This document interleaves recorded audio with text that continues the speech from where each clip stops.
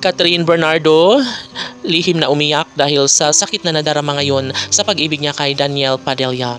Of course, hindi na naman natin na kailangan pang busisihin pa ang issue na ito. Hindi na natin kailangan pang alamin kung ano nga ang tunay na nararamdaman ngayon ni Catherine Bernardo dahil marami ang nagsasabi na talagang malaki ang hinanakit sa puso ngayon ni Queen Cat dahil nga sa pagkawala ng lalaking kanyang minahal na si Daniel Padilla. Of course, ito ang simula ng lahat kung bakit naramdaman ang lumigaya si Catherine Bernardo dahil nga sa tunay na pagmamahal ni Daniel Padilla. At syempre, lahat naman ay maaaring mangyayari lalo na ngayon na porsigido pa rin naman si Catherine na magiging maayos muli ang kanilang relasyon, ngunit sadyang walang baka sa mukha at senyales si Daniel Padilla na mangyayari ang lahat ng mga pangarap ni Catherine Bernardo na magbalik muli ang kanilang pagmamahalan. Sa puntong ito ay napaiyak na lang si Queen Catherine dahil nga naman kagustuhan niya na sana na magkaroon ng magandang kahihinatnan ang kanilang pagmamahalan, na magkakaroon ng magandang kahahantungan ang lahat dahil sadyang sayang na sayang lamang ang lahat ng kanilang mga nasimulan.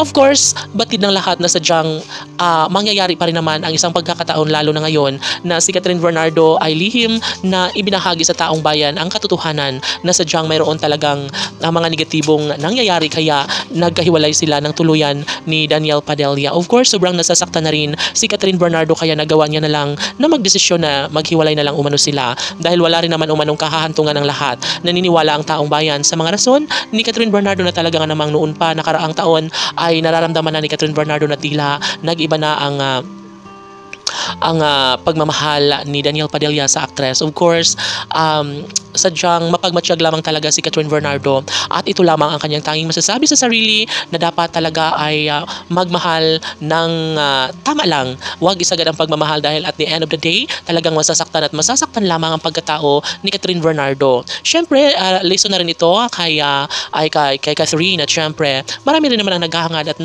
nangangarap na sana ay matagpuan na nga ni Catherine Bernardo ang lalaking sa kanyang tunay na nagmamahal na iingatan siya hanggang sa pagtanda. Of course, bata pa rin naman si Catherine Bernardo at marami pa ang mangyayari sa kanyang buhay, pag-ibig. Of course, natural na makahanap rin si Catherine Bernardo ng lalaking nararapat para sa kanya. Yes, tanong ng mga netizens, mayroon pa nga bang nararamdamang pagmamahal hanggang ngayon si Catherine Bernardo kay Daniel Padilla? Paano na lang kaya ang pangarap ni Catherine Bernardo na magkaroon ng supling kay Daniel Padilla? Well, sabi nga nila, naburahin na ang dapat burahin, mag-move on na at dapat na mag-move on at simulan muli ang buhay tungo sa kaligayahan na nararapat na mararamdaman kay Catherine Bernardo. At sana nga ay magiging happy ang buhay ni Catherine, kapiling ng bagong lalaking kanyang hahanapin at mamahalin hanggang sa pagtanda. Sana ay magiging happy ang lahat. Laban!